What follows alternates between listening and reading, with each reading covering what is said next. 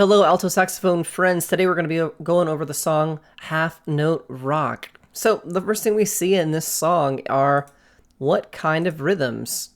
I'll give you a hint. It's in the title. Half notes, right. Do you remember how many beats are in a half note?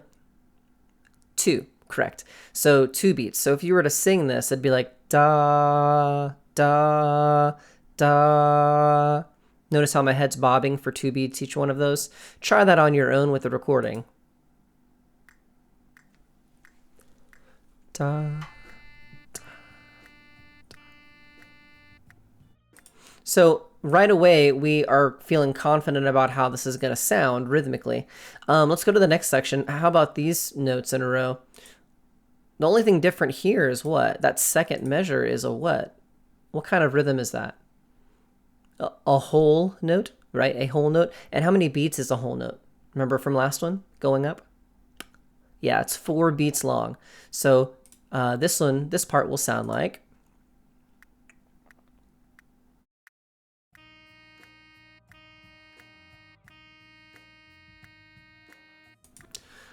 There's a thing right here, this little apostrophe thing, that's actually on purpose. It's there for a reason. That is called a breath mark. Okay, so this thing right here is called a breath mark, and we're going to use it to sneak a breath in between this whole note and this next half note. I'll explain that more when we get to doing the whole thing. How about these two measures? Are they rhythmically the same as the first two? Yep. We have to recognize patterns a lot as musicians, so we don't have to use as much brain power to get through the thing. So yeah, same sound as this one.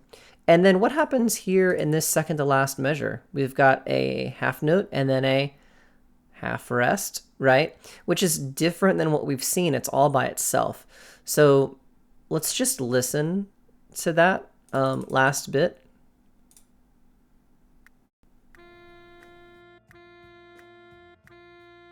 Rest, rest, rest, rest. So can y'all do that with the recording with me? Ready, go. Oh. Start here, please. Smart music. Da, da, da. Rest, rest, da, rest, rest, da. So at this point, we need to get the rhythm of the song in our head. So what I would say is go from the beginning and work from left to right and do the entire song without stopping. Can y'all try that with me? Da, da, rest, rest. Da, da, da, da, da, da. Da, da. If you can't do that, stop and replay the video, practice it several times, and then come back when you're done. I'll give you a minute to pause. Okay, so since you've continued on, that means you're comfortable with the rhythms. Now it's time to put in our notes. So if you'll just real briefly hang tight with me, remember that these notes, if you click on the 4 dots, it'll show you the fingering. And we have a B here, which is first finger in the left hand.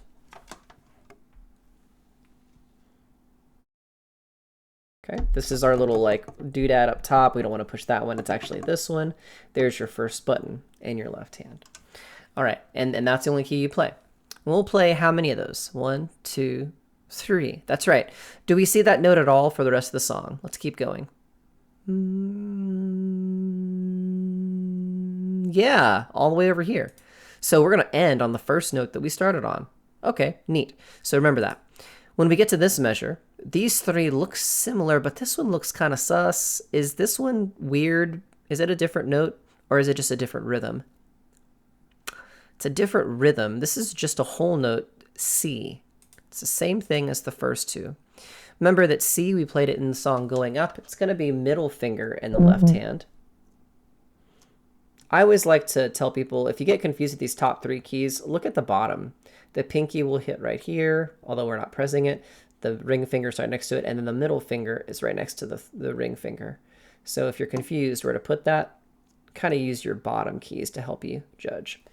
Middle finger, and we're going to play that for all 3 of those. C, C, C. Okay. Do we see any other C's in the song? Those are not C's because they're on the line.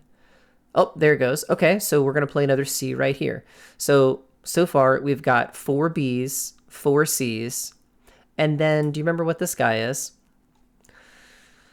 What letter? How to finger it? It's a D. 1, 2, 3, fourth line up, and it's played with the whole enchilada. Okay, so we're going to play all 3 fingers in the left hand, and all 3 fingers in the right hand.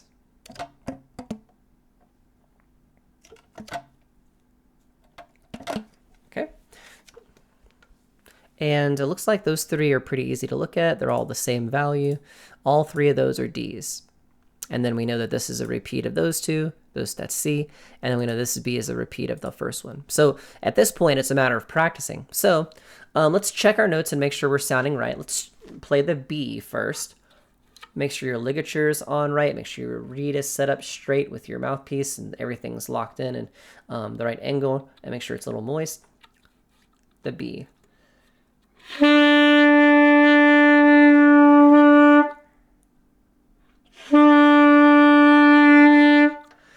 Okay, that sounds pretty good. How about the next note we play in this measure? This is a what? A C. Middle finger. So we've switched up to middle finger only. And so we'll play 3 of those. And then the third note we play in this song is called a D, right?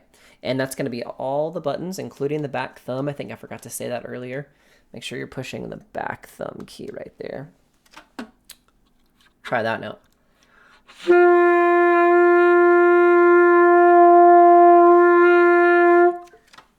Sounds pretty good.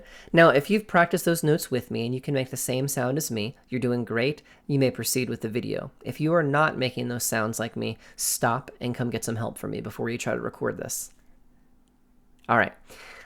Now, what we're going to do is we're going to go from beginning to end, and we're just going to practice the fingering order. We're not even going to worry about playing at this point, okay? So here we go.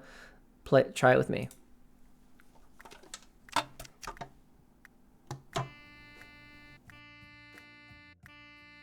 Switch to middle. The whole enchilada.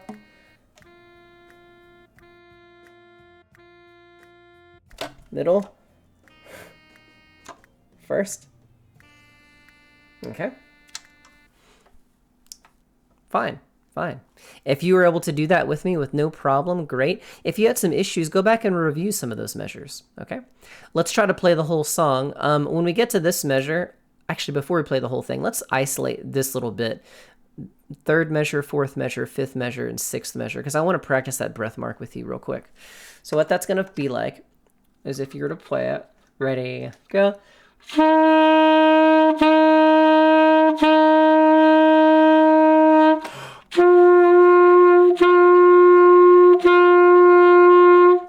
You noticed I took that deep breath right at the tail end of this C, but I didn't let it get out of time. That's super important, okay? Practice that with me on the video a couple times and make sure you're taking your breath and not losing tempo as you're doing that. If you can do that bit in the middle, then you're good to go, okay? Here's the whole song from beginning to end. Let's give ourselves 8 counts to start.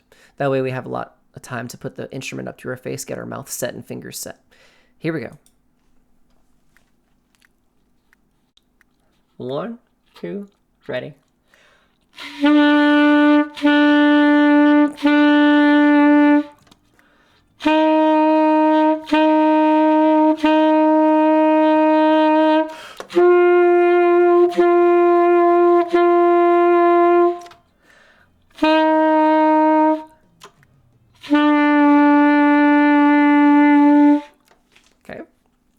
I would say if you were able to complete that with me, then you're ready to record. If you had some troubles here and there, then take some time, really work through it. Remember, practicing music is not a one-time event and then come back to it never. You need to actually come back to it lots of times so that you don't lose your muscle memory, lose your mental state with how these things sound and how they go. I like to practice music a couple times, maybe three, on 3 different days before I come and record something. Because if I just try to record it the same day, my mouth is going to get tired, my hands are going to get tired, I'm going to mentally be tired. My reed might get too so saturated, might be hard to play. So take some time on a daily basis to practice these kind of things, and then record it when you're ready. Okay. You guys are awesome. I appreciate you. Keep up the good work. I'll see you in the next one. Bye-bye.